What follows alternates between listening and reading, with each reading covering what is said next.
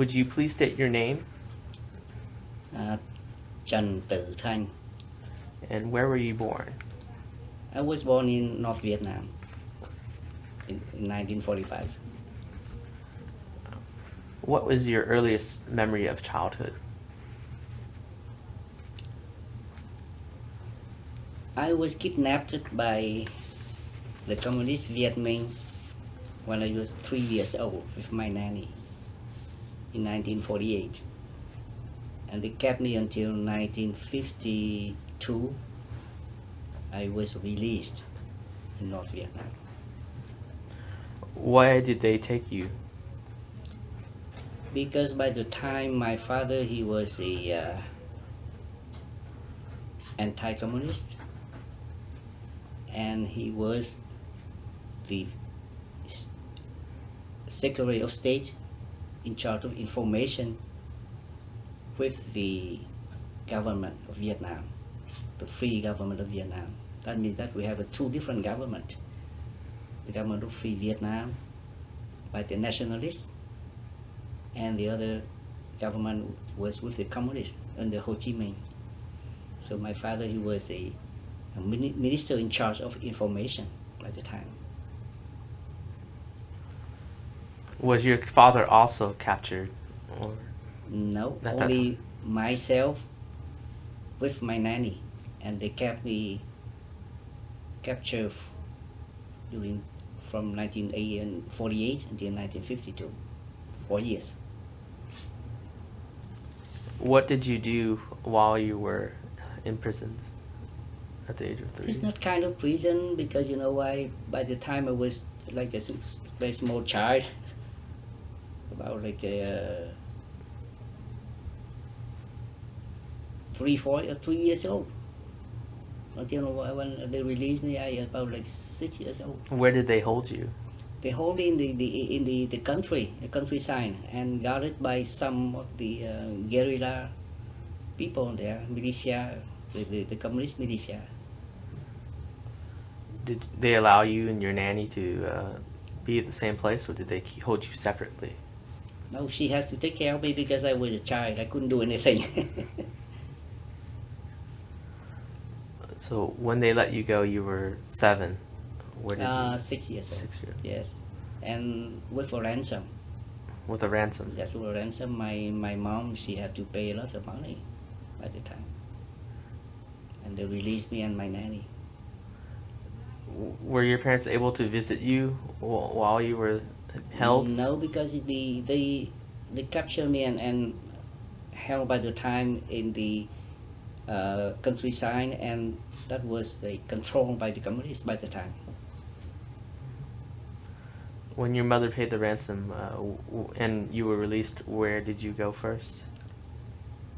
After they released me, I remember by the time I was about 5 or 6 years old, it took a sample and everything, and it took about many days and nights around the country, and then they brought me to Hanoi, the capital of Vietnam by the time. Did you meet with your parents? When was the first time you met with your parents after you were? By the time my parents, my father, he was the Secretary of State in charge of information. He had a meeting, a conference in Paris and in Switzerland. And when they received information that I was released by the communists, my mom, she returned back to Hanoi and brought me to South Vietnam. And by the time when I was in Hanoi waiting for my mom, I lived with a family. He's General Nguyễn Văn Hình. He's the commander-in-chief of the National Army by the time, General Nguyễn Văn Hình. Since it had been several years since you saw your mom, what did she say to you, or what were your first words? Oh, she crying a lot. And I remember that I told her that you smell better than my nanny. I forget to bring the picture there. I still have the picture when they released me, and the very first day when I was released, my mom, she carried me. She carried me. How long had it been since you saw her, or Since 1948, 3 years old, until 1952. for 3 years? 3 years. 4 years. How was living with the general that you said you... After you released, you said you were living with the general? Yes, I live with the general family. He's the one of our family's friend, my father. And he is the commander-in-chief of the Vietnam Army by the time. And his wife is French. She's French. I remember that she carried me on her hand, and she sang like a French song. So I still remember some in there by the time. When you were living with him, did you get schooled at home, or did you go to the school? By the time the General Hing's wife, she taught me the alphabet, the French alphabet. How long did she teach you for? Oh, we stayed with them for just like a few months, waiting for my mom to come back to pick me up and brought me to South Vietnam, because by the time my family was moved from North Vietnam to South Vietnam, it was in 1951, while I was still under the communist hands. I'm the only member of the family staying in Hanoi by the time. And sometimes we live with General Hing's family, sometimes my uncle, my paternal uncle, he still lives there in Hanoi. And we go back and forth. Do you have any siblings? We have a big family. We have 9 brothers and sisters. But you were the only one who was taken. Are you the oldest? No, I am the 6th. I don't know, it's my destiny or the fate or something like this. I'm the only one who got trouble like this all my life. And after that, I won't tell you about it after I was released. So after your mother came back from Paris, and you were still living at the general's house, where did you go after that? I was from North to South Vietnam, and we lived with the family. And I'm very scared for the whole 1 or 2 years. I don't want to be captured again or kidnapped again. So I had to, my parents, I'm a very special one in the family, because I had a bed in my parents' room. I'm the only one with the bed in my parents' room all the time for 2 years. Because I always think about I will be kidnapped again. I don't want to leave my mom. This is my mom. She's On the one. She's here. On the right. And who is the woman on the left? The one is one of my mom's friend, close friend. She was in Paris by the time, before she came back in Hanoi to pick me up and brought me to South Vietnam. What city in South Vietnam did you? Saigon. I live in Saigon. Yes, the capital of the Republic of Vietnam. Did you go to school when you moved back to Saigon? Yes, of course. I went to a French school, one of the best in Vietnam at the time. We call the Petit Lycée Français, and I speak fluently French. Since I attend the elementary school, and I complete my high school in French high school. Chasseur-Loba, and after that they named the Jean-Jacques Rousseau. After high school, where did you go? Did you go abroad to go study, or what happened after? I had many opportunity to go abroad for higher education. But by the time in 1964, when I graduated from high school, My parents, my father, he wanted me to complete higher education in France. But I didn't listen to his. He wanted me to go to France.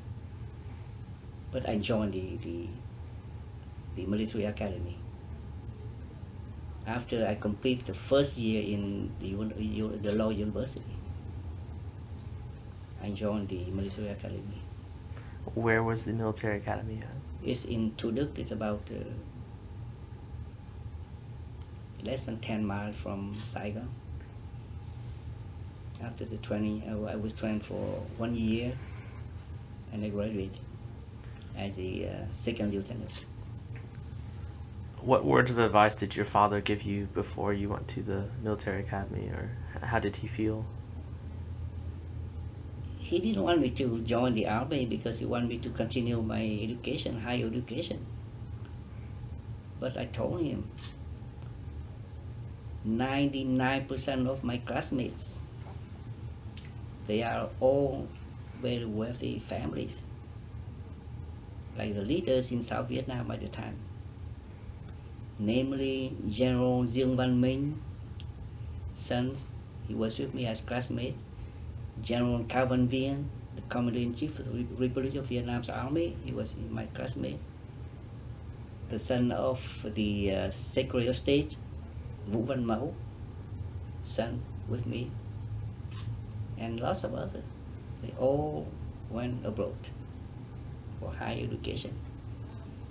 And I told my father, our country is in war, so we have to join the army to defend the country. So the reason why I decided by myself, against his will, that I stay in Vietnam. I joined the army. Did your other siblings join the army, or did they? We have our family have two. One of my younger brother, he was in a rancher. So it was just you and him that joined the military? Just two of us. 2 out of 6. Yes. Where did you first go after you graduated from the military academy? I was appointed in a unit, and my first operation, a military operation, is a Hùng Vương 12, and Hùng Vương is the name of the operation, the military operation. It's like a core army operation for a few months, and I came back to in Saigon, and I was appointed to the new unit in the military security department. That means that in the counterintelligence. And what did they have you doing when you were there? I have to be trained, and I was trained in the United States, in Okinawa at the time, at the United States Army Pacific Intelligence School as a counterintelligence operator and officer in charge of counterintelligence in the army. Was that your first time out of Vietnam? That's the first time, yes. And after that, I have many times, like was trained 2 times in the United States, and then many times in Saigon too. After you received your training in Okinawa in the United States, where did you go, or where was your unit deployed anywhere? I was like transferred to many units in Canter in the 4 Corps Army as the chief of staff of the commander-in-chief of the police 4 Corps. That means that he's in charge of like taking care of 16 provinces in South Vietnam. That they call the 4 Corps. and I'm the chief of staff for there. The youngest chief of staff. I was by the time just 22 years old. And this position was supposed to be held by a major. I was only like a first lieutenant. Why do you think you got the position and not someone else who would have been a major? Because by the time General Nguyễn Ngọc Loan, do you remember? I don't know if maybe you're too young, you didn't know him. General Nguyễn Ngọc Loan is the one who pointed a gun at the head of the communists and shot him. He called me and appointed me on that position. He told me that I think that you can do it. Even you are young, you don't have enough experience, but you won't be learning. You learn when you work. So I appoint you to this position. When you were on that phone call with him, did he give you any words of advice, or? He just called me to his office and told me that, hey, Thanh, I appoint you as the chief of staff of the commander-in-chief of the police in 4 Corps. You know, I scratched my head and I told him, how can I do it? I'm too young. I don't have enough experience. And this position is for a major with experience. It's like older than me, so I'm too young by the time, 22 years old. But he told me, you have to do it. In the military, you need to listen to the order first and go ahead, do it. And I try my best. I fulfill my job. I love it. What was your first assignment as chief of staff? As chief of staff, my assignment is to visit all the 16 provinces. There's 16 police stations in each province. And you know, the 4 Corps is one, the 16 province is the most wealthy like a province in the Republic of South Vietnam by the time. 16 provinces. So I have to visit all the provinces, and we listen to the report from the province chief police and the head of the province chief. They report about the situation of the communists in South Vietnam at the time, in the 16 provinces. And I will have to report it to the commander of the police 4 Corps that I work with. What was the first instance of something that needed more attention than, or was alarming to you that the communists were doing? Sorry. I stop it.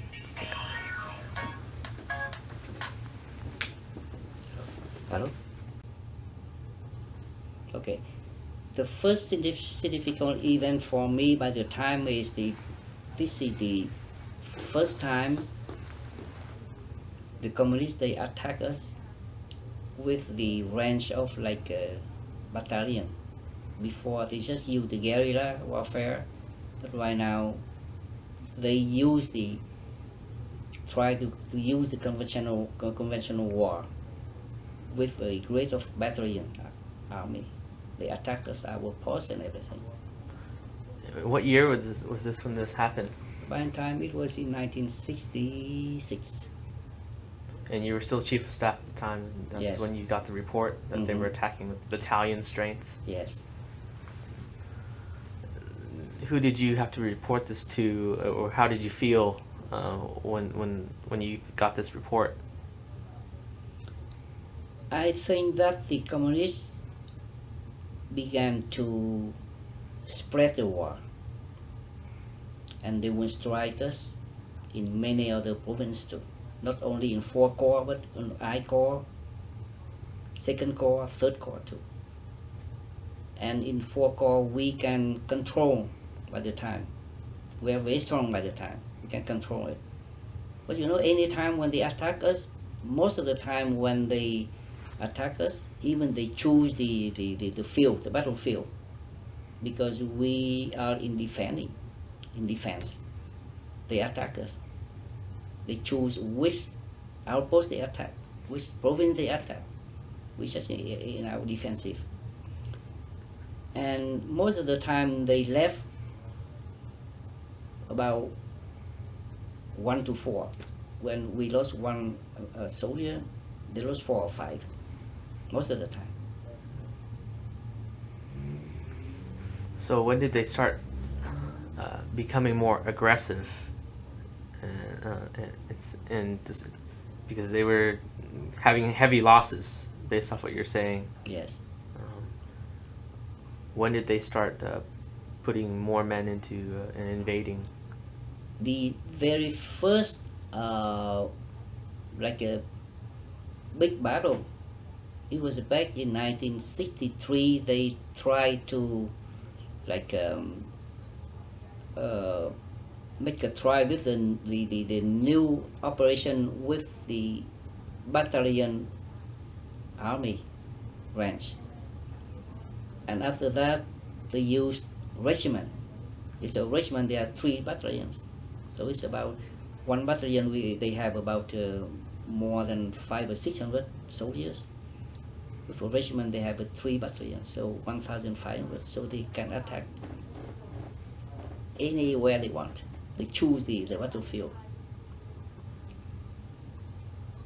And they began in 1963-64, and with the year after that, when I was in as a chief of staff in the police 4 corps, they tried to attack it as a branch of regiment.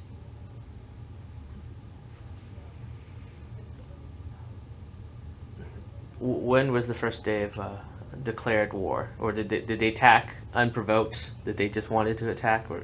Unprovoked, they prepared in 1950 to 54. As you know, in 1954 at the Geneva Conference, our country was divided in 2 parts at the 17th parallel, and the North Vietnam was controlled by the communists, and South Vietnam under the nationalists. So we are anti-communist. And you know, they was supposed at the pact, the conference, they have to move all their men and army units out of South Vietnam back to North.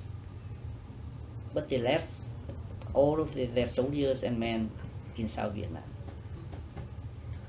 Okay. Were there any soldiers from South Vietnam and North Vietnam? I'm guessing not. No.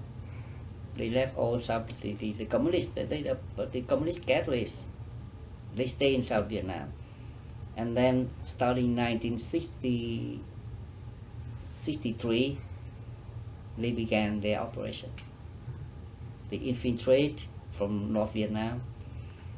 They brought the military equipment and everything, and support the guys that stay in South Vietnam. Why do you think they stayed for 10 years almost before they began more heavy operations? They have to prepare, and you know, by the time under President Ngô Đình Diệm, there we have a kind of operation. We almost destroy almost like about 90% of all the Catholics, the communist Catholics. We still have all the documents in North Vietnam right now. So they mentioned about that under President Ngô Đình Diệm, we destroyed around 90% of the communist Catholics that was in South Vietnam by the time. And so they have to wait time. They recruit more people. They brought the support, military support. And so the reason why in 1959, after about just 5 years, after our country was divided into in 1954, in 1959, they construct the Ho Chi Minh Trail from North Vietnam to South Vietnam, so they can bring all the equipment and military support to the Catholics in South Vietnam, and they began to attack us.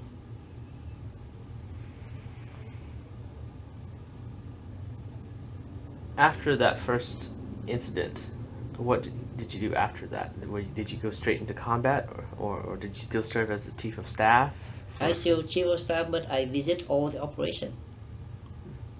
Mostly the police officers, policemen in the 4 corps, because this is, by the time I was very busy by the time, and 16 provinces, you know, that's a very large one. So about one fourth of the South Vietnam, the Republic of Vietnam. And 16 provinces, the most like a large and wealthy provinces.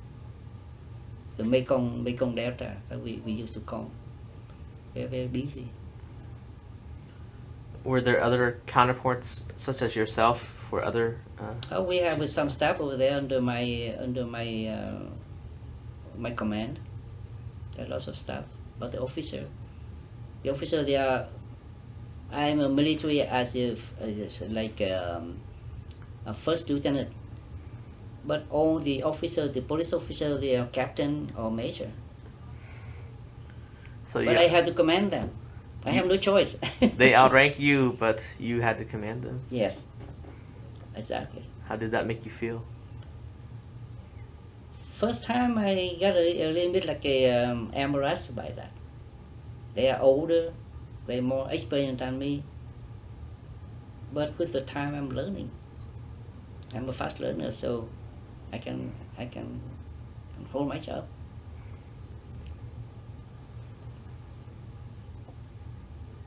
How long were you chief of staff, and where did? I was chief of staff for more than 2 years, almost 3 years. What happened after that second year? Where did you go? After that, the commander, when there's the political change by the time. So the new president is Mr. Nguyễn Thieu. I was sent back to the military again at the military department, security department, in charge of counterintelligence. And by the time the communists attacked us everywhere in South Vietnam, it was the Tết Mậu Thân. That's the Mậu Thân, this Lunar New Year in 1968. They have a general offensive. They attacked everywhere in the whole 17 parallel down into the Republic of Vietnam. What was the agreement when? We have about 3 days agreement of the truce. The truce are 3 days, starting from the 30th, the 1st, the 2nd, and the attack on the very like a midnight of the New Year. By the time they attacked everywhere. And you know, we the Republic of Vietnam's army, we allowed about 50% of men and officers to go back to the family. Off duty. Yes, off duty. That's right. For the Tết, to celebrate the Lunar New Year, and we only about 50% of men and soldiers. When did you go back home to your family for that? Yes, just a few hours, and then I came back to because our military security department was the first to capture one of the very high cadre, communist cadre, in charge of the province, in Bình Định province.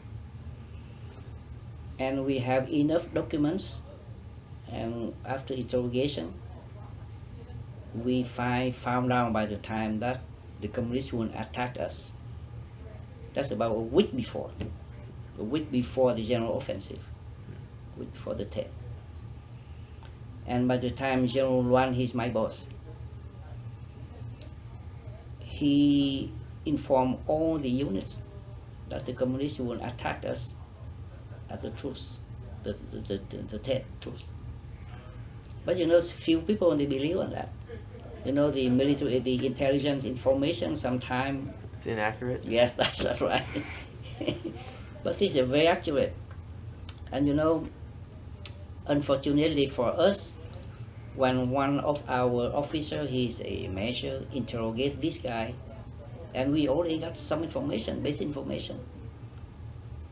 The communists attacked the post, and liberate this guy. But we already get information.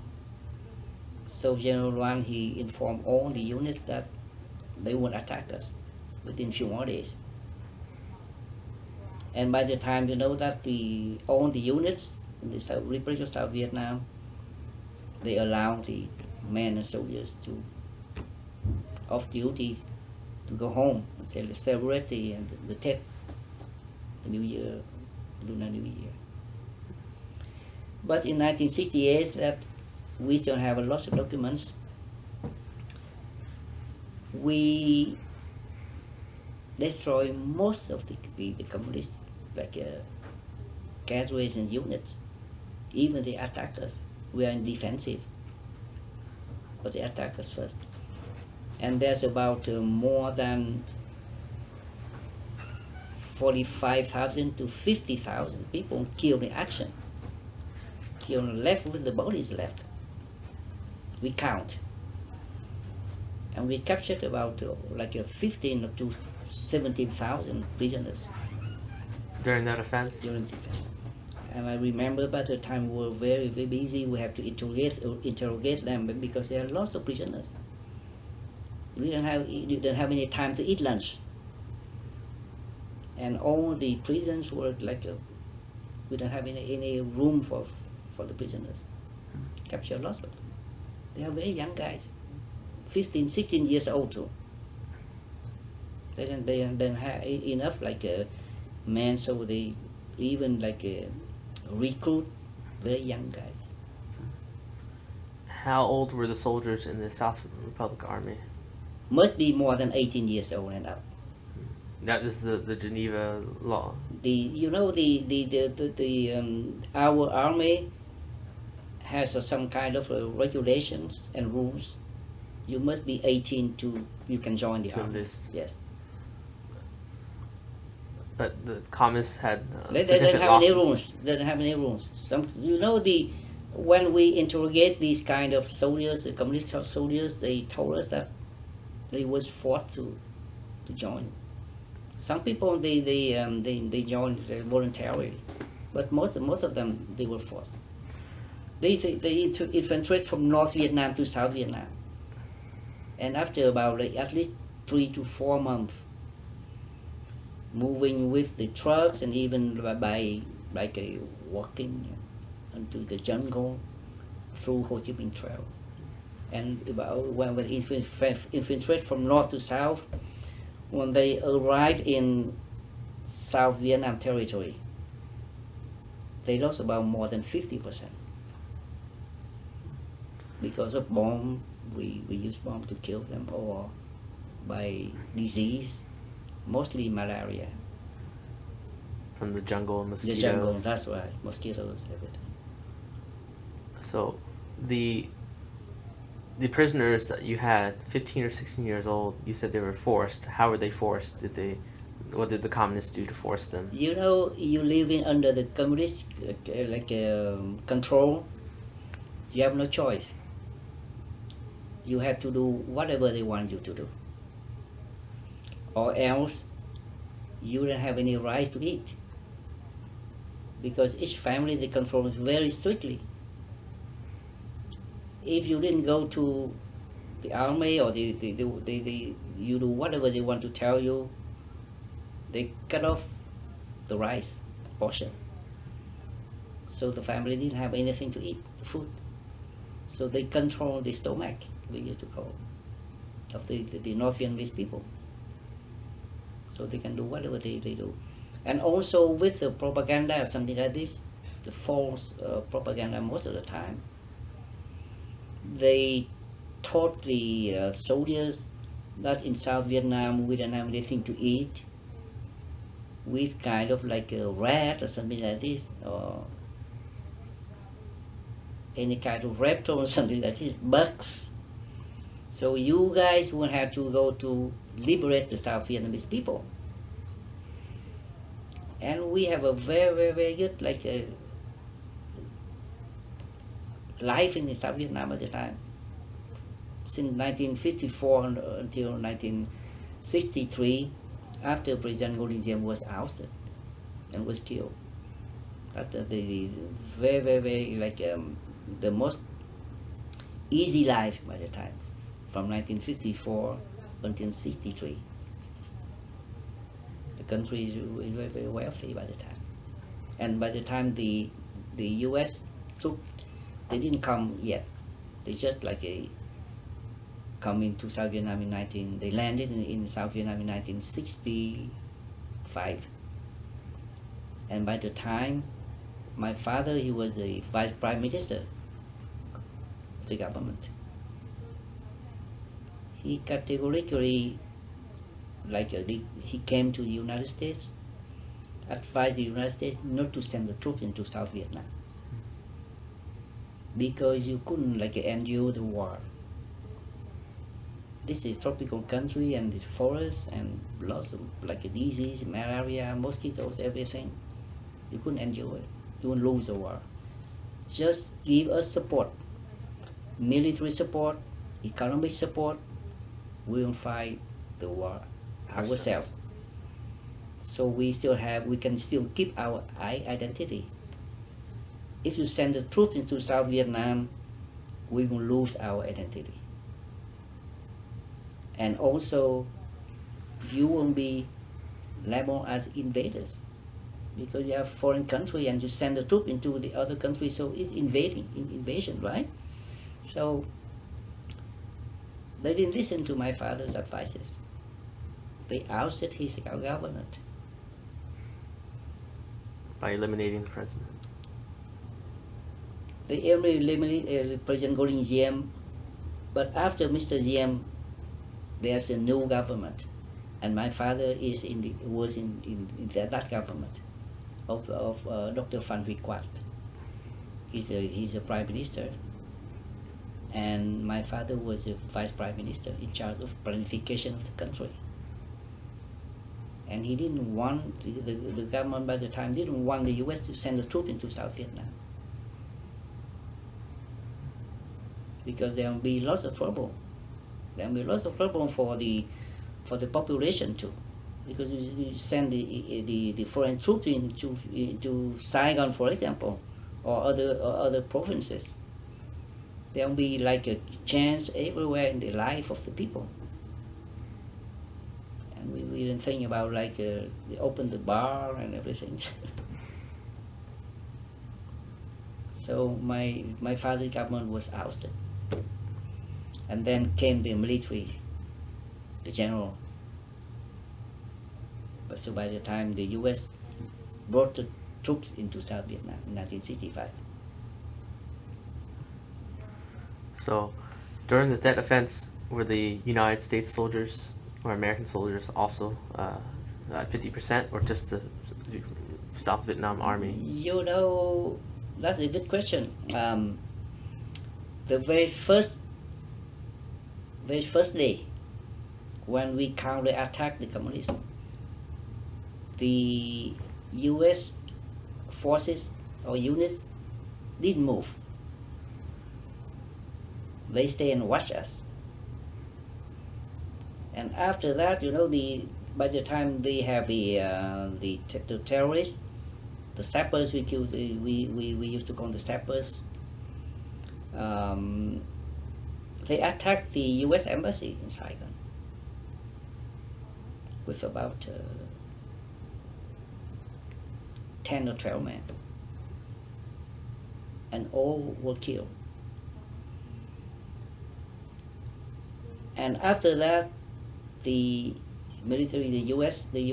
troops, the U.S. generals, they realized that they will have to send their troops and counterattack with us, with the Republic of South Vietnam units.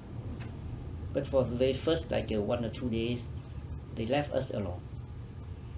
And by the time our military equipment is very old, Second War.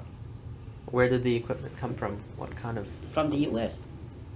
But they gave us only old equipment from the Second World War? Second World War. How can you fight the communists with very sophisticated AK-47s? AK-47, by the time. And we have the Garand M1 or the carbon M1. This is from the M40. Yes, we use just like a just one bullet at a time. And the AK-47 is like a they use it. They put it. They big can magazine. Yes, that makes the magazine of 20 bullets. But we have only 10 or 15 bullets in the magazine, and it's very slow. But we fought very fiercely the war. I can tell you that the Republic of Vietnam's army fought a very brave war. Even we don't have any equipment like the communists. After the dead offense, what was your next assignment? My next assignment was in the military delegation as a military attache in Cambodia. I was in charge of counterintelligence and collecting all the information, military information, the units, the communist units, or destroy the spies, the communist spies in Cambodia. And the information we collect from, we were in charge of collecting all information from Laos, Cambodia, Thailand, and Vietnam. How did you capture the enemy spies? I remember, but by the time in 1970, I was very young, 25 years old, and I was captain by the time. It's a lot of sometimes we get a chance, lucky or something like this. Like for example, we arrested one of the liaison officer, and you know the liaison officer, he the one who in charge of bringing all the documents, top secret documents, to the units or to the high cadres, communist cadres, and the most of the leaders, communist leaders, they are in the jungle in Cambodia, not in Vietnam. And the unit, the communist unit, they attack us in south, and then they pull back to Cambodia. Where you can't attack. We cannot attack it because we couldn't can go through the frontier, the border. Cannot do it. So they hide over there, and all the leaders, they stay in Cambodia. So the reason why we have to find out where they are. And my first assignment in Cambodia, we arrested one liaison officer, and after interrogation, we found out that we arrested one colonel in charge of intelligence, and we brought him to South Vietnam for interrogation. I just interrogate him for 1 or 2 days, and then we collect all information and bring them to Saigon right away. How were interrogations conducted? You know that the interrogation we conducted very smoothly. Lots of the communists, they label us we use waterboarding or use electricity or something like this, but no, I never did it, I can tell you. I never did it. First, we have been trained by our officers that we are not allowed to do it, or torture or something like this. We try to use any kind of solutions to collect information from them. But after the war, when the communists, they overran the whole country, they label us everything. I remember that when the communist was apprehended or arrested and brought to our unit for interrogation, they still wanted. I am the one who give them the meal and everything, spoon by spoon to his mouth. They didn't want to eat the food? Or? No, they couldn't eat it because they were wounded. There's blood everywhere, and he wounded very, very seriously. They couldn't eat it. So we give them meal, something like this. And we give them cigarettes, everything. We treat them very like a humanly, like other people. But after the war, we were labeled as using a torture and everything. That's kind of propaganda from the communists. I didn't tell you exactly 100%, but just sometime in the battlefield, some of our soldiers, they can beat them, something like this, in the battlefield after they were arrested, because in the battlefield you kill them or they kill you. And lots of our soldiers, if we lost our life, the other friends, they are very they couldn't how may I say,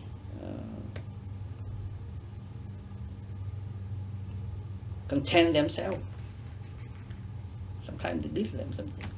But whenever they were arrested as a prisoner of war, we treat them very humanly.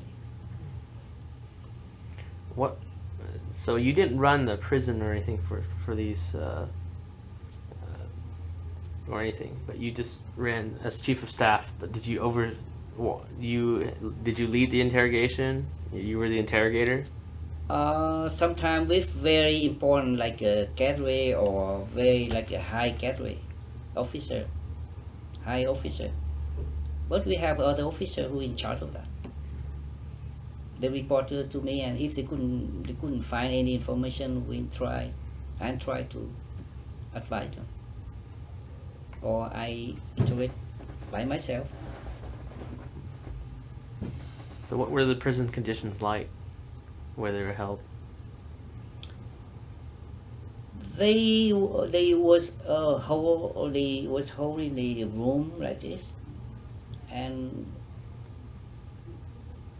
most of the time by themselves, just like a individual room, because we prevent them from communicating with each other. With each other, that's right.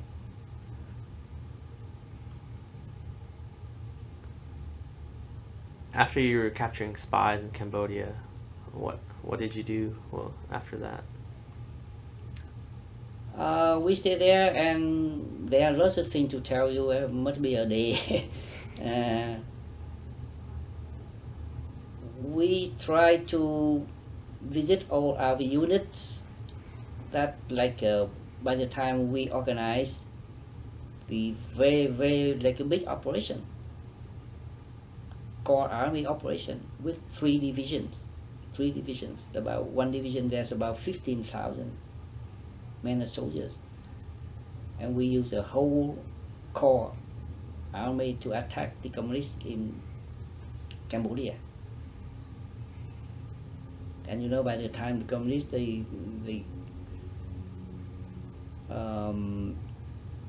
with the support from Russia and China, or they publicly hold the conference, everything, to denounce us, that we infiltrate into Cambodia, and this not allowed to do it. And the U.S. Congress there, they decided to. They told our government that if you continue to attack Cambodia like this, we will cut off all the support, military and economic support. But we have no choice, because they attack us and they pull back in Cambodia. They hide over there, and then after that they attack us again. They have no choice. So not only did they attack you in the military, but they also politically put pressure. Everything, yes. And by the time General Chi is one of the best commander of our Republic of Vietnam's army. He was commander of the operation. very brave general. He went with the troops in the front. If only he's like a revolver or something like right. He just have a gun like it's a small gun. He attacked with the soldiers at the same time. And I don't know why there's an accident and his chopper or helicopter was blown out. He was killed in the spot in the sky. And there's lots of rumors that the US they killed him because he's not allowed to infiltrate into Cambodia and attack Cambodia. But he's the one who advocate and yes, he advised the government that we have to attack the communist units in Cambodia, right in Cambodia. And he had government support to attack? Some of the military generals, they support this idea. But the politician in Washington, D.C., the congressman, they didn't want to. But the government of South Vietnam, I mean. Yes, the South Vietnam, because the government allowed General Do Cao Chi to do it. We didn't have any option. Or else they will attack us all the time like this. They kill people, they kill civilian people, lots of civilian. I forgot to bring the picture in there. They kill lots of people, even like women and children. I still have lots of pictures. At the mountain, you see the mountain. What year was this counterattack? Counterattack in 1970. After Prince Norodom Sihanouk was ousted. Norodom Sihanouk was ousted in March 1970, and I was appointed right away in Cambodia after he was ousted. And by the time the General Lon Nol, he's one of the generals supported by the U.S. They make a coup d'état by the time. Ousted General Prince Norodom Sihanouk. When he traveled to Russia and China, at home they make a coup d'état. So when did the U.S. start bombing Cambodia to get rid of the? By the time in 1970, yes, but just a few months after that, all the bombing was halted because they are not allowed to do it by the politicians, the Washingtonian politicians there. So the military wanted to. Exactly, the military. If you are military, you need to understand that you go to war, you must win the war. And do whatever it takes to win the war. Exactly. You have any means you have to win the war, or else don't involve in it. So they support our your view policy to our views too. Yes.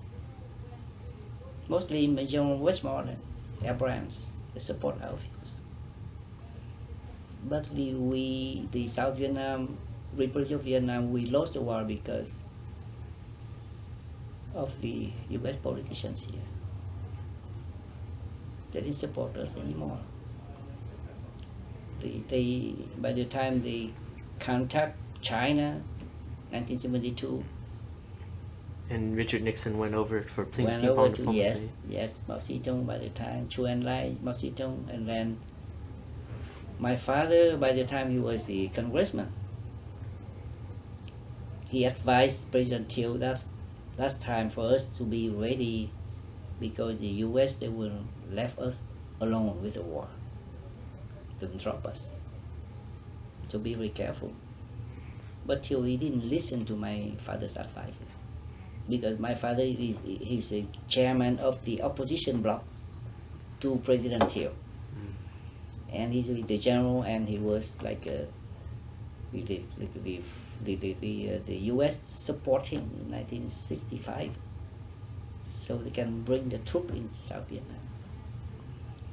But it's time for them because the U.S. they contact China,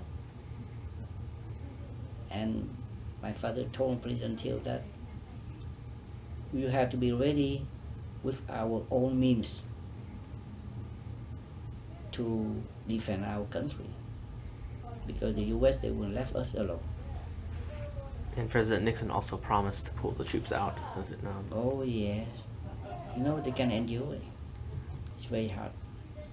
Only the Vietnamese people can handle The conditions? the condition, everything, yes. Where were you on April 30th, 1975? I was in 2 Corps by the time.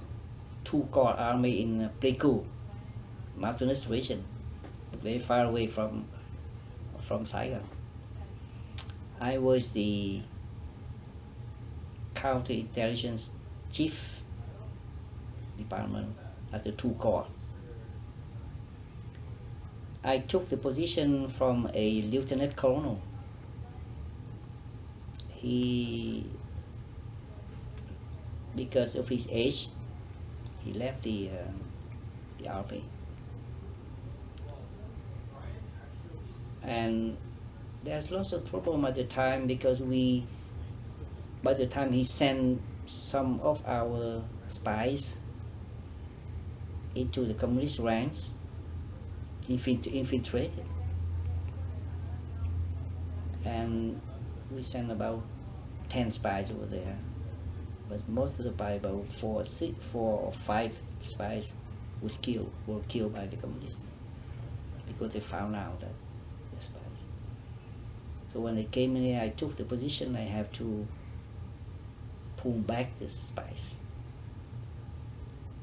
Well, if few more time, they will kill them too. So I can pull back 4 only, but 1 was killed after that. I was counterintelligence chief office of the 2 Corps Army at the time. And we collect information that the communists, they will attack 2 Corps. The very first attack will be at Ban Mae Thuột. But the 2 Corps commander, General Phu, he didn't believe on our information. He believed on the information from G2. The G2 is in charge of collecting the intelligence information, the units, the communist units. We are the counterintelligence, but we have our own information too.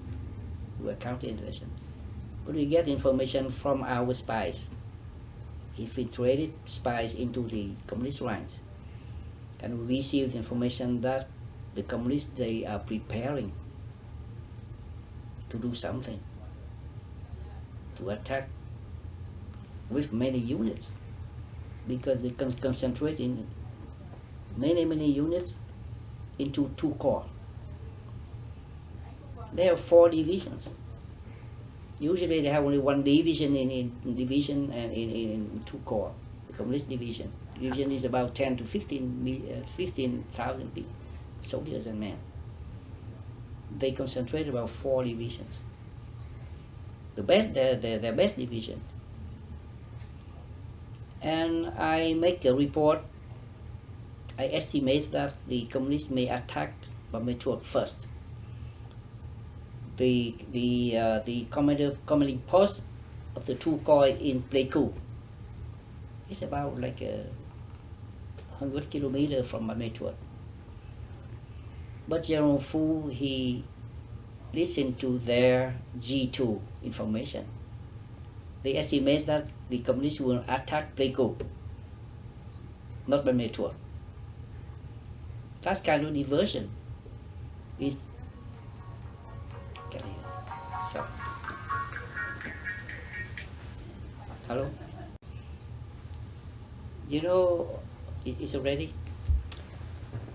My boss is Colonel Nguyễn Văn Han, and we came to see General Phu, the commander-in-chief of two corps army and told him that they will attack Ban Mae Thuột, not Pleiku. By May 12th? Ban Mae Thuột. Yes, Ban Mae Thuột is a province near Pleiku. They make a diversion. So the G2 information, they report to General Phu that they will attack the commanding post there, not Ban Mae Thuột. So General Phu, they pull our troops to defend Pleiku instead of Ban Mae Thuột. And then in and how many troops were pulled back to defend? We have only 2 divisions to defend the 2 corps. 2 divisions to defend the whole 2 corps. And the 2 corps is very important because there's the 3 frontiers over there. Frontier of Laos, Cambodia and Vietnam. And the communists, they use the Chi Minh Trail to bring all the troops with even trucks.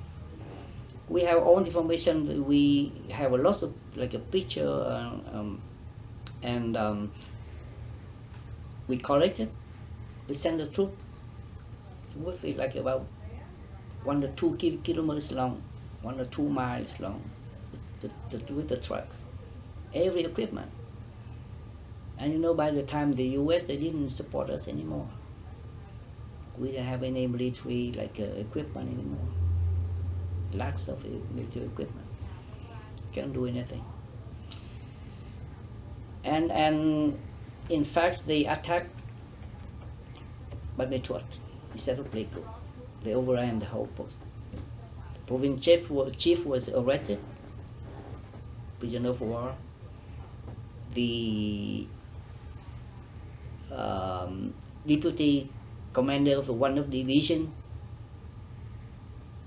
was apprehended too. They overran the whole city. So they hold the city of Ban Mae Thuột. How long did it take for them to overrun the city? Just about 10 hours. They couldn't hold it because we didn't have enough troops. We pulled the troops into Pleiku to defend Pleiku, the commanding post. So we have only just 2 or 3 battalions, about 1,500 men and soldiers. What we fighting forcefully? They attack with tanks, overrun with tanks. And artillery? Artillery and tanks. Before the tank, they use artillery first. They concentrate the artillery over there. And for many hours. And the commanding post by the province chief and the deputy division commander, General Quang, he's at the airborne. He's a very good fighter. They overran the outpost and arrested these people, brought to North Vietnam. Made them all prisoners of war? Yes, prisoners of war. We lost the town of Ban Mae Thuột on March the 10th, 1975. After that, President Thieu, he flew to Cam Ranh in Nha Trang and had a meeting with the commander, General Phu, and ordered him to pull out from Pleiku. So the communists, they overran Pleiku.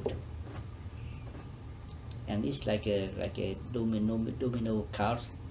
We lost everywhere. When was he ordered to move from Pleiku?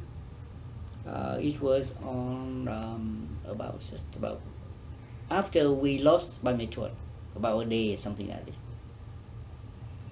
He requested the US to send us assistance, military assistance, but the US, they didn't do it. So we don't have enough equipment, so his policy is to defend just whatever we can. So we pulled out of Pleiku and we lost Ban Mae Thuột and Pleiku. And Ban Mae Thuột, Pleiku is the most very like the province that if you control Pleiku and Bamechua, you control the whole South Vietnam. Then the communists, they win the war because of that. It was very vital, That's strategic right. position. Exactly, strategic position. And everyone knows that. Every like a man, officers, when we go to a military academy or something like this, we learn that Bamechua and Pleiku is the strategic points, provinces. The communists, they knew it. So the reason why the attackers before the 1925, they attacked many times, but we like defend it very fiercely. They couldn't do it. They couldn't control the two provinces. And you know, after the war, I just escaped from Pleiku to Nha Trang, Cam Ranh, and then Cam Ranh. Cam Ranh, and then I came back to Saigon. And how long was that after the fall? Just about like 2 weeks. And I told my father that that's the end now, Daddy. And he told me, I know. I already like know and tell President Thieu that it's the end is coming. And after the war, they came to my home, and the very first day when they overran, I remember when they entered Saigon in the 30th of April, I still with 2 of the airborne soldiers. We shoot one tank and kill all the communist soldiers in the tank. Stop the tank in right. They have the 2 prong. The first prong, they attack our palace, the presidential palace, and the second prong, they pass over my house. And one of the 2 of the airborne soldiers, they are under the commandership of one of my classmates. 3 of us, we killed the very last tank over there. That's the end of the war. We killed 1 tank over there. They have about 4 guys in there, over 5 grown up. That's the very like a last action in my career. And I went home. Just about 2 days after that, they arrested me. Did you have a family at the time, or were you more focused on your career in the military? I have 1 girlfriend, and we have 1 child. He was born in 1974. And 1975, he's only like 1 year. And they arrested me and labeled me as like a servant of imperialist American or something like this, and any kind of like labels. And I was arrested. They took me as a major. I told him I'm a captain, not a major. I was promoted major already, but I don't have any card. I don't have any ID as a major. When they took you from your home, was your girlfriend with you, or who was there? Oh yes, she was not at home at the time. She went to the market to buy some. She'll go shopping to buy something for food, prepare the food. But the servant, she ran into my room and told me that there are lots of communists. They came to arrest you. And I told her, that's okay, open the door for them. She went, opened the door, and there's about 10 people, the communists. With guns and Guns, oh yes, of course, yes, guns. They shackled me. Immediately? Immediately, yes. Do you remember what your last words to your servant was, or? I told her that tell Cô, that's my wife, that I was arrested. That's it. I don't know when I will be back. Do you remember what they said to you specifically when they were shackling you?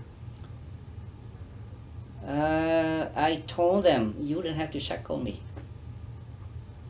We couldn't do anything. Even with our million people, with armed million people, we lost the war now. So don't shackle me. I follow you, but they shackled me. And they brought me to one of the concentration camp in Long Khánh. It's about 100 kilometers, or about 60 something, 70 miles from Saigon. And your home was in Saigon at the time? Yes. And they brought me to North Vietnam after that. And the boat with about almost 3,500 people. So officers, all officers, South Vietnam officers. Were any of those your classmates? Yes, some, yes. We tried to escape, but we couldn't do it. They shot two of my classmates. I escaped 3 times, but couldn't do it. I was arrested, shackled. How were you treated in the re-education camp? Inhumanly. So they didn't give anything to eat. Just the cassava, khoai mì, cassava, or how many call it, cassava, or they give us like a 2 piece of cassava like this. The roots. No rice or nothing. For the entire day? Forced labor. At lunch you have a two pieces for like cassava like this. Every day? Every day. And I spent more than 8 years in North Vietnam. And you know that there are lots of information in there that people, they try to intervene for my case. You see, Amnesty International, everything there, we have only there. United States Senate, Aurora Foundation, Prime Minister of Sweden, Prime Minister, Pan American Center, Socialist International,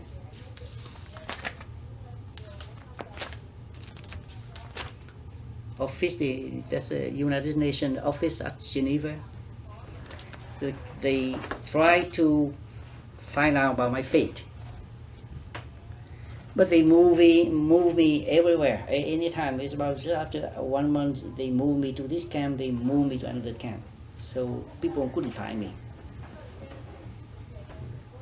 When they send all the organizations, national organization letter, they told that he was transferred to a new camp. Every month they would transfer? Exactly, yes. So they moved me to 14 camps.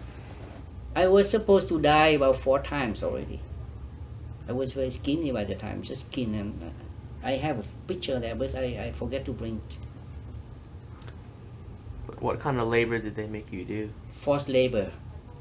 Go to the mountain and do any kind of, destroy the forest, everything. They destroy the forest, I can tell you. And just like plant the manioc and everything, like rice, manioc and everything. They destroy the forest in North Vietnam. I was in the border of China and Vietnam. And I was shackled many times. They want me to write the confess, the confession that I was the lucky imperialist, American imperialist, but I didn't want to write it. No, I told them, I am a patriot. We are South Vietnamese, we defend our country. We don't like communists. So you guys attack us. We only defend just the South Vietnam. We never attack you guys. You receive the support, military support from Russia, China, and the whole Warsaw bloc. By the time, you know, the Czechoslovakia, East Germany, Romania, Albania, everything, whole bloc. And you receive all the support, attack us, so we have to defend South Vietnam because we don't like communism. That's it. They tortured me and they broke my eyelid there. I was almost killed by after the torture. Oh, they beat me with 4 guys. With, like they use the AK-47 butts. Broke my eye.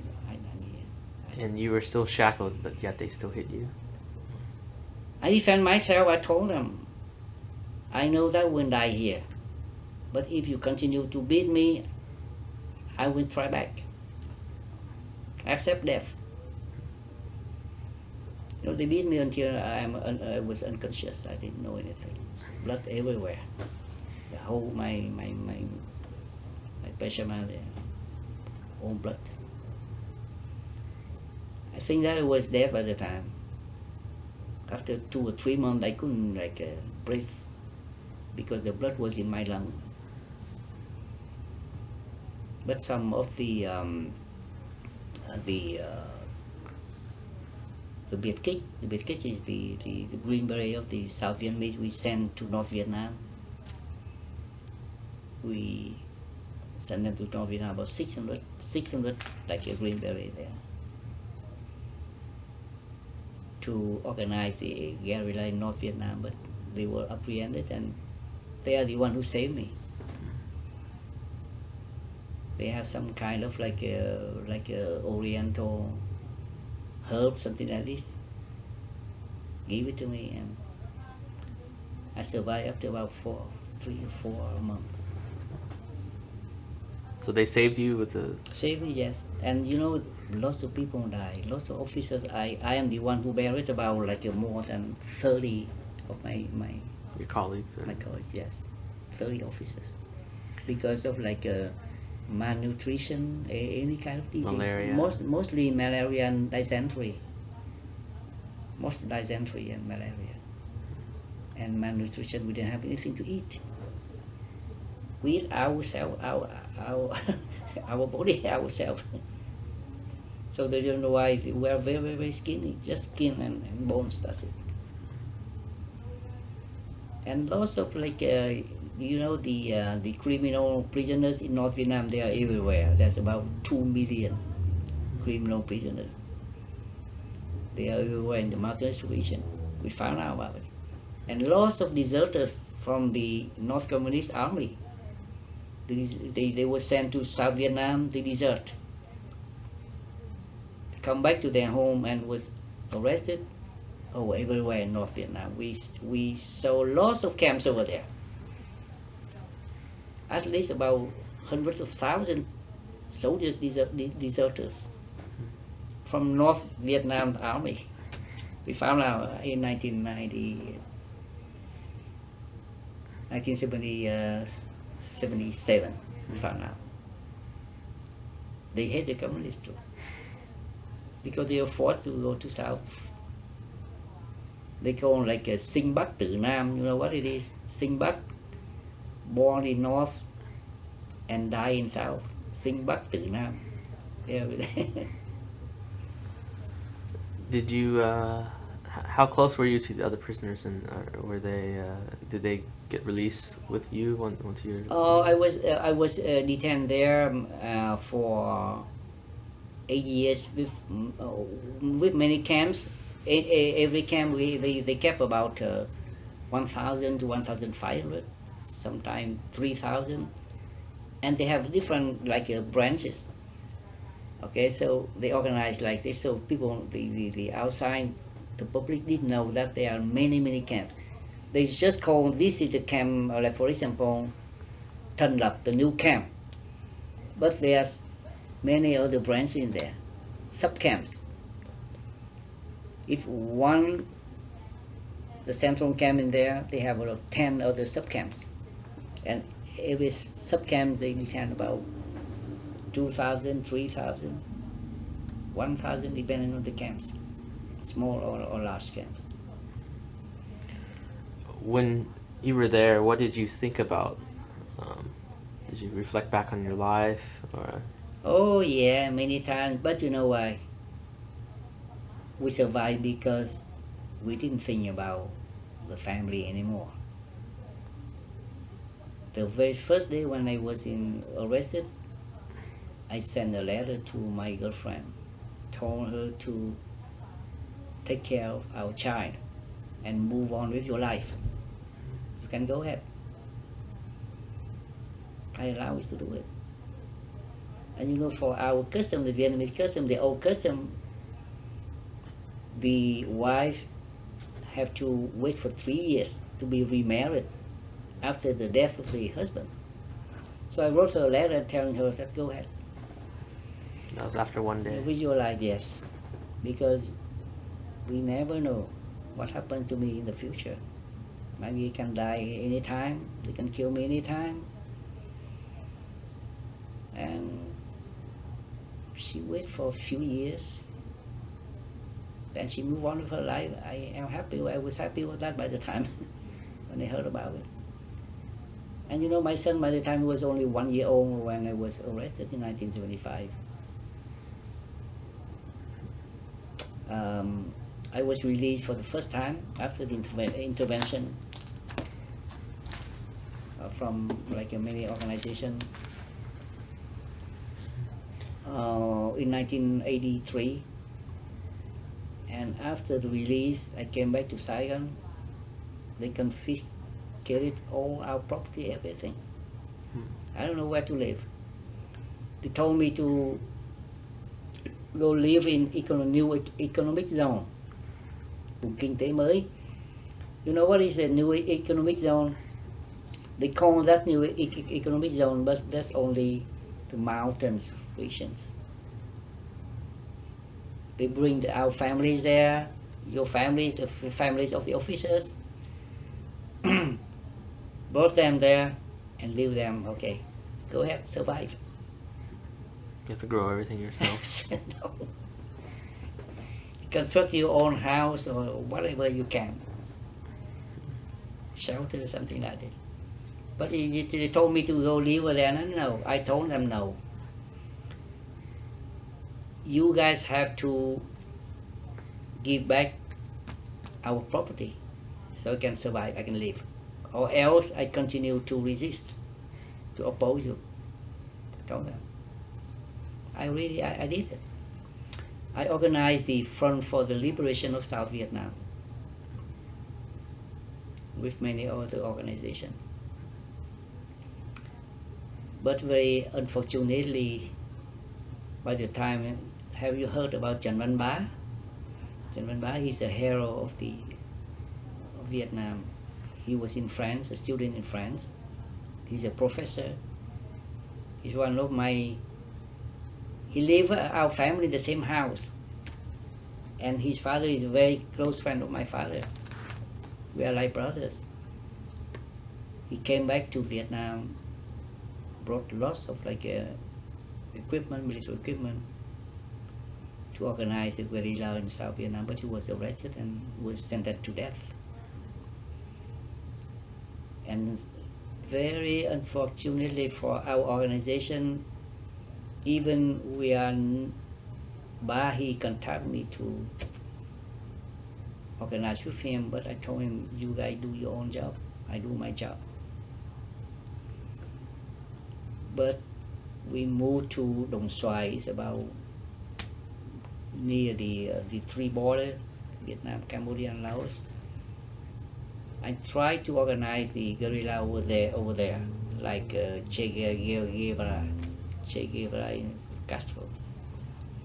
I tried to organize there, but one of my men was arrested, and after torture, he gave out information. Gave out information.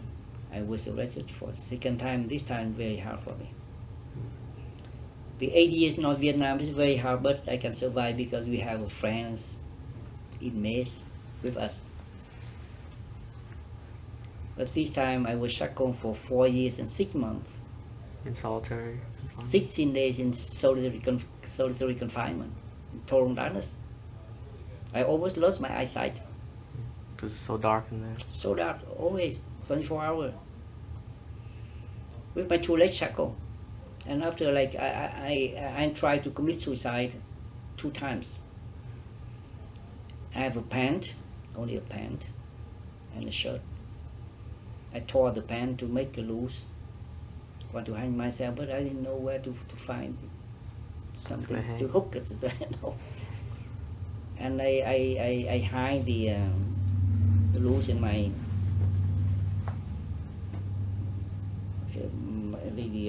short. They find out about it 2 times. So they give me just a short, and a t-shirt. I was paralyzed right after three months because of my 2 legs shackled. I couldn't move my toes, and completely one of my left legs was paralyzed. Even I know how to use the acupressure, something like this, but couldn't save it.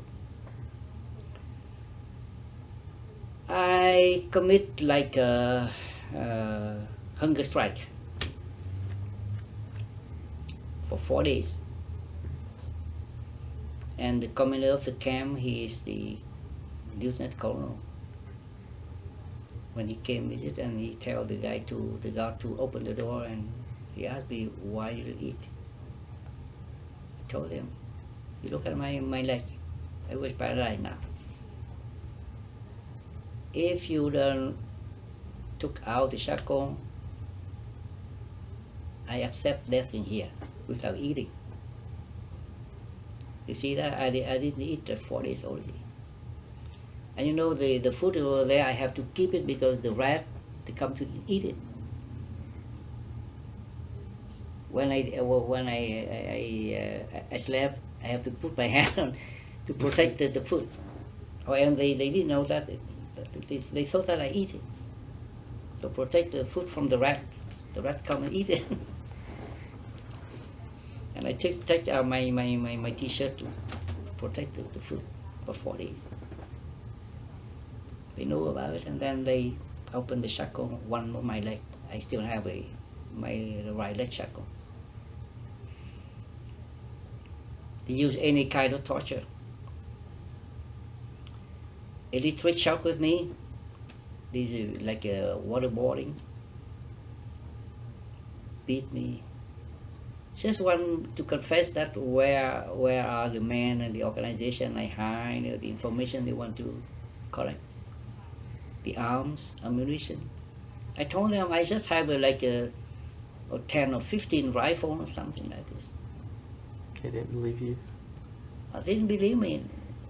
They told me that if you know Trần Văn Bá, he brought about almost 10,000 AK-47 from China. And 50,000 like grenades and everything. Trần Văn Bá, he brought lots of equipment over there. I have only just a few.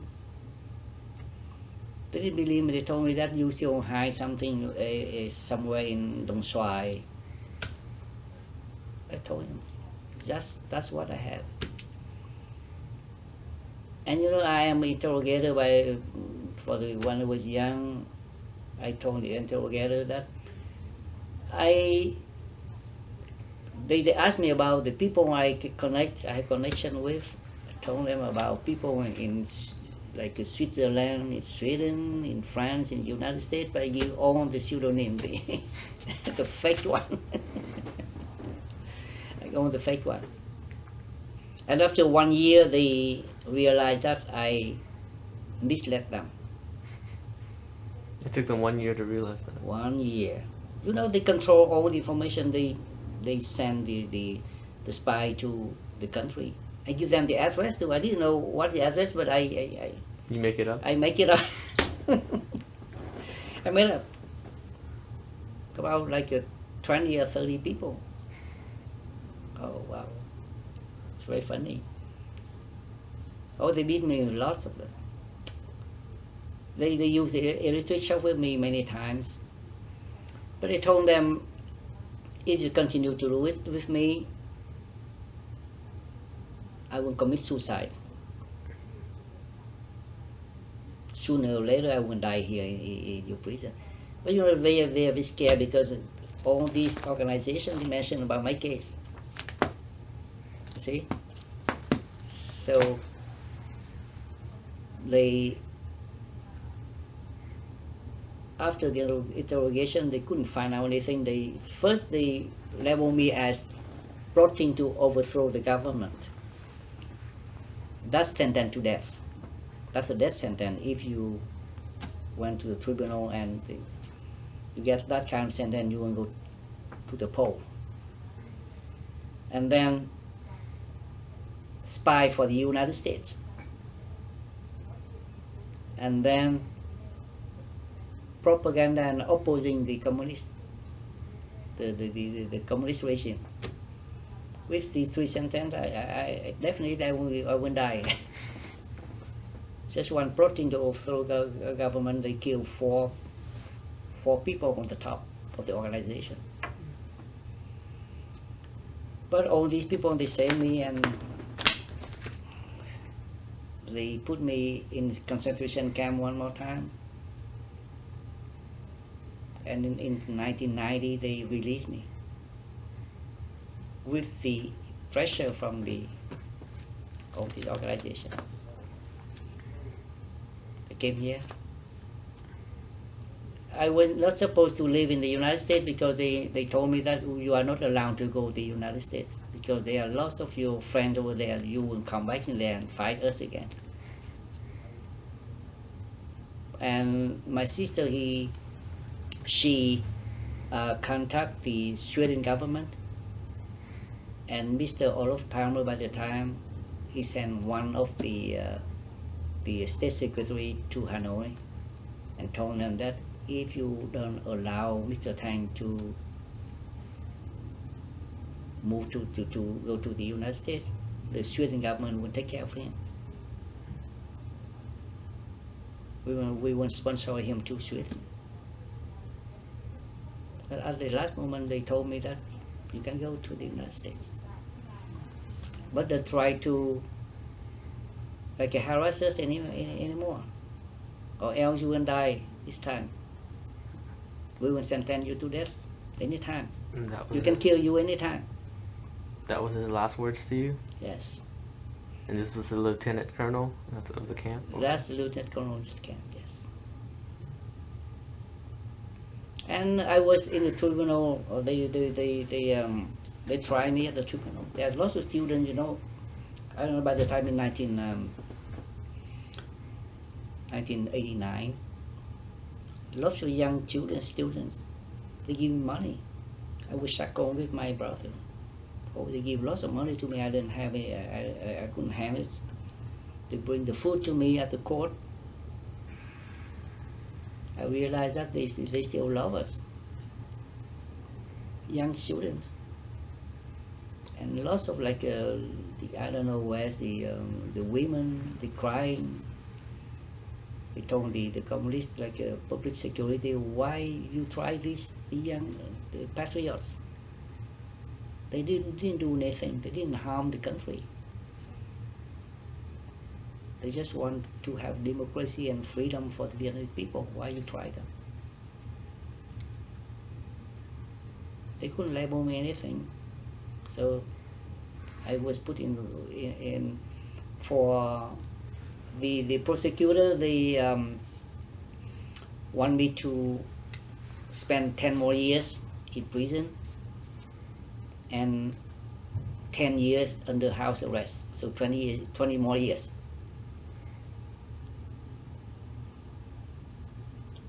But after that, they just imprisoned me for 7 years, and then I still have 5 more years in the house arrest. So I was released in 1990, earlier release, with 5 more house arrest, 5 more years in the house arrest.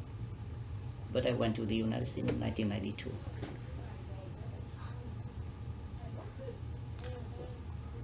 How did it feel when you were released in 1990?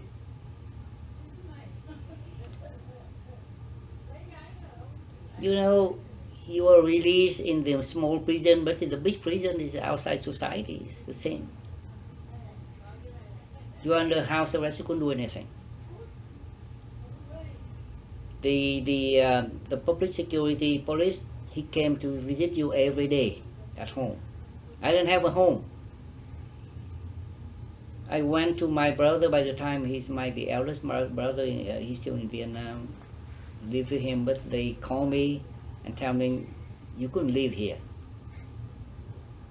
You have to go to the economic zone or something like this. I told them no. This is the second time you guys told me to go to the economic zone. I continue to oppose you. I told them.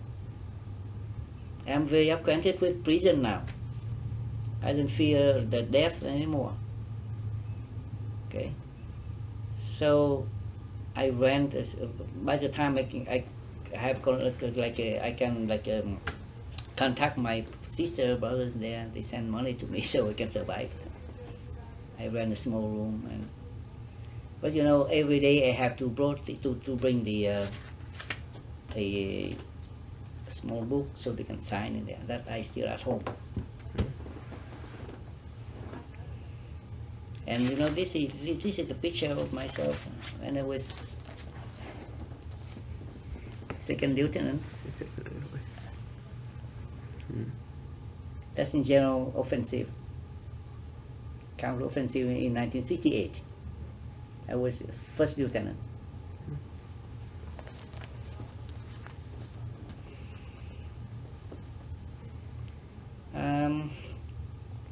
So I came here, and there I was invited by congressmen or senators to testify about the human rights situation in Vietnam. And we still have the letters there, many letters there. That was in 92? No, it is in 1995.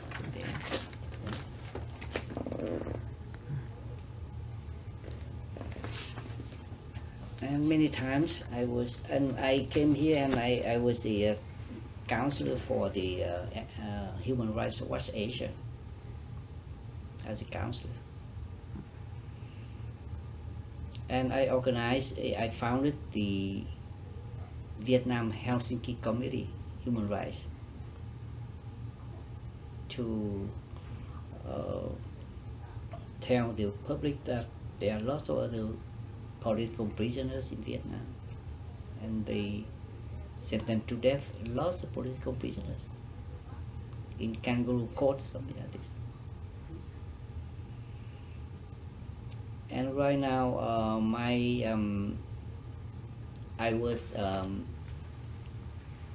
elected as a chairman of the Vietnam Kuomintang, the Vietnam Nationalist Party, overseas. That's the post of that. My father, he's a nationalist, and you know, have you ever heard about Vietnam Quốc dân Đảng? No, you are very young. We will have a book in English in the future, in a few more months.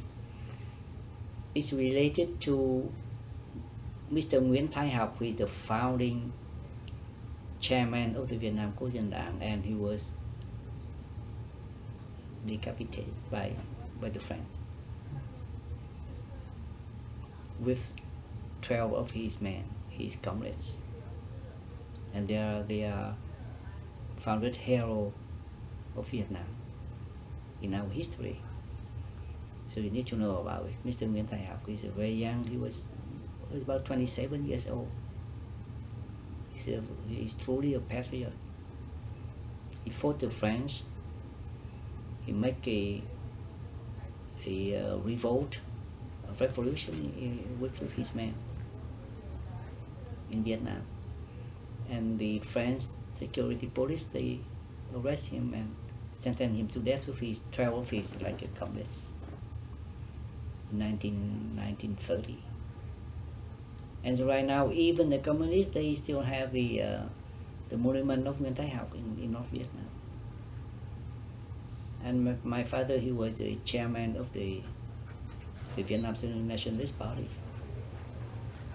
And I myself right now, I was elected as chairman of the Vietnam Nationalist Party overseas, the Vietnam Kuomintang. Is your father still alive today? He passed away in communist concentration camp in just about like a few months when he was moved to North Vietnam. What were the last words you said to each other last time you saw him? This is for young generation. This is the kind of very bad history of our country. Because Ho Chi Minh, that lots of people, they think that he's a patriot, he's a servant of like international communism. So the younger generation, you need to know that him who brought the communism into South Vietnam, into Vietnam, the whole country, and right now they still control the whole country, and they kill lots of people.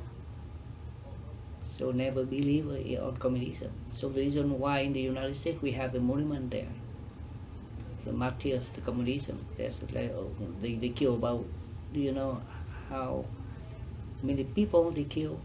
All communism with Russia, China, Red China, Vietnam, North Korea, and the other country, they kill more than 100 million people, 100 million lives lost because of communism.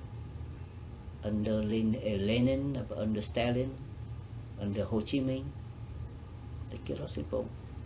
And Ho Chi Minh, he's the one who is servant of international communism. He was educated in Russia, and they brought communism into Vietnam. He's not a patriot. We have all the documents, like we already have some like DVD about Ho Chi Minh's life, the true life of Ho Chi Minh. He's not a nationalist. So never believe on that. And this is a very bad history, a period of time that communism they brought into Vietnam, and they divide this union with the Vietnamese people. So our country was divided into North Vietnam, South Vietnam, and we fighting each other. They told that they are fighting imperialist Americans, and right now they invite Americans to come back to the country. So useless war. We can say we lost about 5 million lives in the Vietnam War. And most of all the young men, just like 16, 20 years old, all students. Useless war. And right now, they invite all the capitalists into Vietnam. So that's the kind of like the crimes against humanity and crimes against the Vietnamese people. That's what I can tell the younger generation.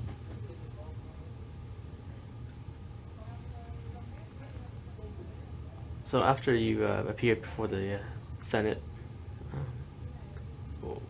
what else, or what other organization have you founded after that? I founded the Vietnam Helsinki Committee. We still are working, and unfortunately for us, one of my director, he's a director in charge of like running the Vietnam Helsinki Committee. I'm the chairman, founding chairman. He lost his life last year when he was in Thailand for an operation. He lost his life. And right now we still continue our task, because right now the Vietnamese people, they are still under communism, under dictatorship. Even there are some openness in the as part of economic speaking, but politically speaking, they didn't open. They still imprison young guys, young the intelligentsia, like Nguyễn Văn Đài, Lê Quốc Quân, Lê Thị Công Nhân, all young lawyers, doctors, lawyers, and they are truly patriots. They just want freedom and democracy for Vietnam, and a free Vietnam with free enterprise, like a free market, everything. They just want to control the country and power. They want the power, and they want everything, like the wealth that comes into their pocket and the family's pocket. You know, that's all the leader. They have billions of dollars right now in Switzerland bank. $1 billion, not million or 100 million. $2-3 billion each people. And only the Politburo, with about 16 or 17 people, with about 2 million communist members, they control the whole country of 85 million population. So our country couldn't advance. We try to continue our struggle until the communists they was ousted, and we try to reorganize our society and live a better life with the Vietnamese population. No oppression, freedom, democracy for everyone, and equality. That's what my father, all his life, he joined the Vietnam Nationalist Party when he was 16 years old. And all his life he continued his struggle. And right now, my second generation, we still struggle for the Vietnamese people. That's what I can tell you today. So what, as a young person, what can we do to help Vietnam? Or you need to first be aware that never listen to the communism propaganda first, because they use all kind of tricks, gimmicks, everything. Never listen to them. They never told you the truth. And don't count on them. But you guys, first, you guys in the United States, you have the opportunity for better education. That's good for you. And you are the future of our country, because sooner or later the communists, they will be thrown into the trash of history. Sooner or later, definitely. So you are the one who will hold the future of Vietnam. So I recommend you to move on with your education, with your knowledge, with all the modern industry, something like this. So in the future, you come back to Vietnam and help Vietnam. I think that Vietnamese people are very smart, can do everything. We have at least 5,000 or 6,000 doctor PhD in the United States, and more than 300,000 people with the college degree. That's very good. And I believe that our country will can become one of the tiger. Definitely, we can do it. So try the best to have more education. I always advise my nephew and niece. They are everywhere in the United States here, 15 and 16. They all have very, very good education now. So think about the country, always think about country. Even we are US citizen here, but you are Vietnamese. Think about your origin, your source. Okay? You can help the Vietnamese people and your country. Living here in the US under the law, and with your education, definitely you can help the country in the future, in the last. I think with the next decade, Vietnam will move on. and we don't have any communism anymore.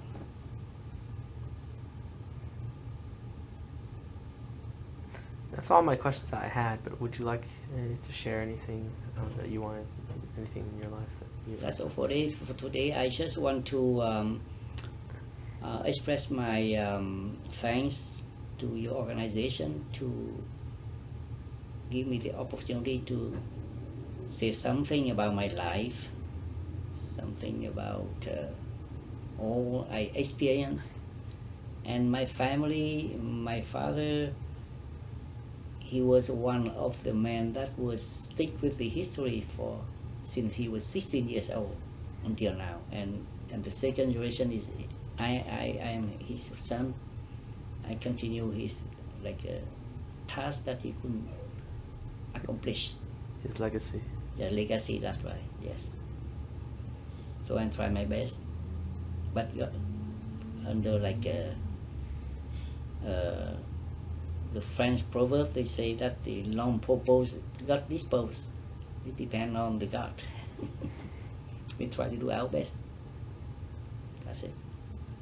And thank you so much for the interview today, and your time spending with me. Mm-hmm.